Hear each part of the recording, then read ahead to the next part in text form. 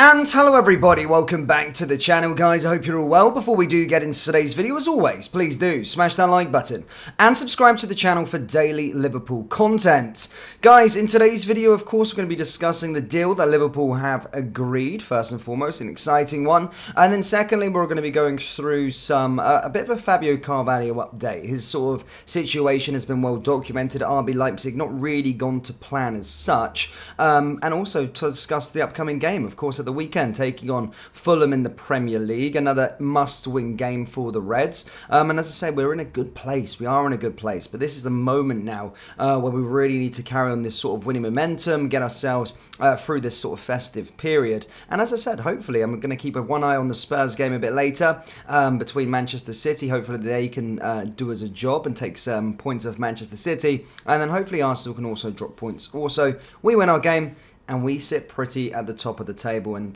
take the challenge from there. But as I said, let's start with Fabio Carvalho. As I said, his situation has been well documented. Not really worked out his loan move as such. Obviously, we did think in the summer when this sort of move came about that it made sense for both parties. However, then they sort of acquired a Xavi Simons, and then things have just been fair and few between in terms of match minutes for Fabio Carvalho. But the RB Leipzig manager, Marco Rose, has instructed him to excel for a place in the side. Basically, in Leipzig's 20 games across all competitions, Carvalho has started just 2. Both came in September and has amassed just 257 minutes of on-field action. The 21-year-old has had stiff competition from Dani Olmo and Xavi Simons, both of whom have suffered shoulder injuries, and now Rose has urged the Liverpool loanee to first excel in training. He said, "He's a good boy, a good footballer. You can see his qualities. He has real goals in front of him in his position. He's close, but he has to stick with it. Then he'll definitely get opportunities again and again to show yourself.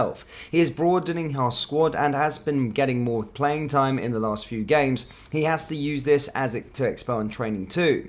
The 21-year-old came agonisingly close to score a potential winner at Manchester City in the midweek, only to narrowly be called offside, and the hope is that he can now build on that before the German side's winter break.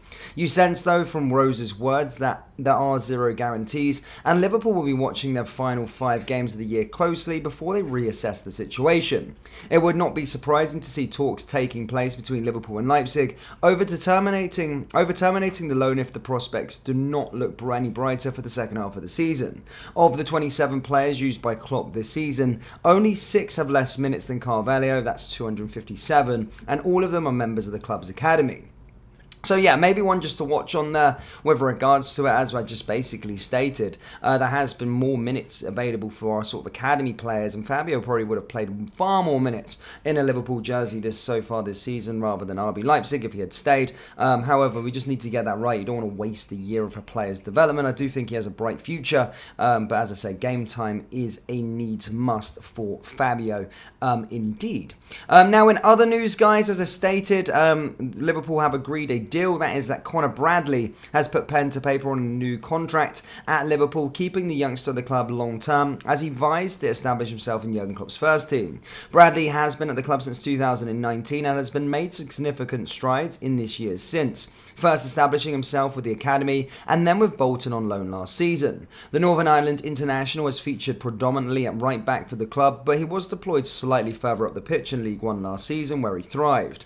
A total of 53 appearances and 7 goals saw him take home a number of individual honours, and after a frustrating start to the season with injury, he has now signed a new contract with the Reds. The 20-year-old's deal is said to be 3 years and is a show of confidence from the Reds and a reflection of the progress made by Bradley.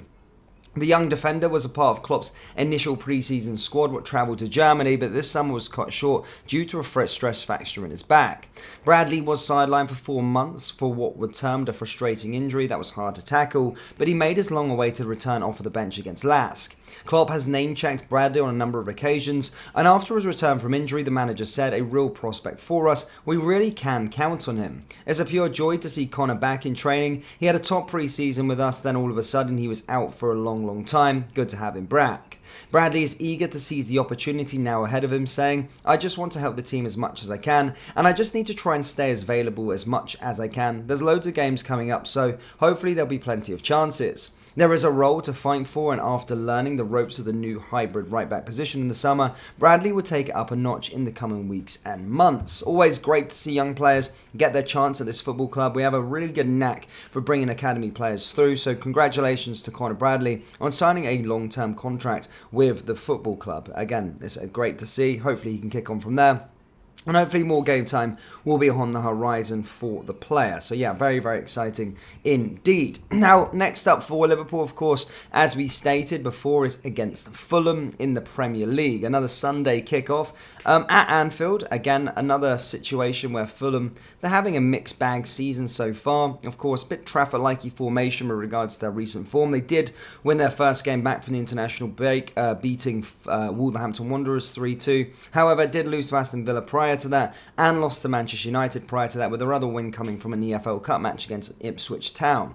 So as I said, they do currently sit 14th in the league table with 15 points after 13 games, and do currently have a bit of a gap between them and the sort of relegation zone. I don't think they're going to be a side that are going to be dragged into the relegation battle this season, but sometimes Fulham can pose problems. But I do fully expect us at Anfield to get all 3 points, and we need to be making sure that we win all our games throughout this sort of festive period, because as stated before, Manchester City aren't looking like their best at this moment in time. I did watch their game in the Champions League during the week as well, but they don't look the best than they have done in recent years. But we know with City that as soon as December's out the way, as soon as the January stretch comes around, if they're there or thereabouts, they'll just kick on and go and win, 20 games on the bounce. And that's something why I think we do need to capitalise if they do start dropping points, but make sure, most importantly, we focus on our own garden and make sure that we're winning games for ourselves. I think that's the imperative thing for Liverpool Football Club. But again, another game coming up thick and fast. Then, of course, during the week, we've got another match again. Then we've got some more games. It's just so much. It's such a hectic schedule at this moment in time. As I say, going through the matches, we've got Sheffield United, then again on Wednesday away at Bramall Lane. Then we've got Crystal Palace at Selhurst Park. Another game against Union Saint-Gilles. Obviously, a bit of a dead rubber now. But then taking on Manchester United at Anfield. Then we've got another home game against West Ham in the EFL Cup. Then another home game against Arsenal in the Premier League. And already then we're going to be up to the new year. Burnley away, then Newcastle on New Year's Day. So yeah, plenty of games coming thick and fast for the football club. But us as supporters, this is what we like to see. However, it is imperative that we get our best form out of us over these sort of next couple of weeks. And then we can see where we are come January and if we're going to be real title contenders. But Liverpool fans, that's all I've already got for you in today's video. Do let me know your thoughts on Conor Bradley signing a new contract. What do you think should happen to Fabio Carvalho in January? And do you fully expect us to beat Fulham? If so, let me know your score predictions down there in the comment section below. That brings us to the end of today's video. As always, please do smash that like button and subscribe to the channel for daily Liverpool content. Thank you, and I'll see you all next time. Take care. Peace.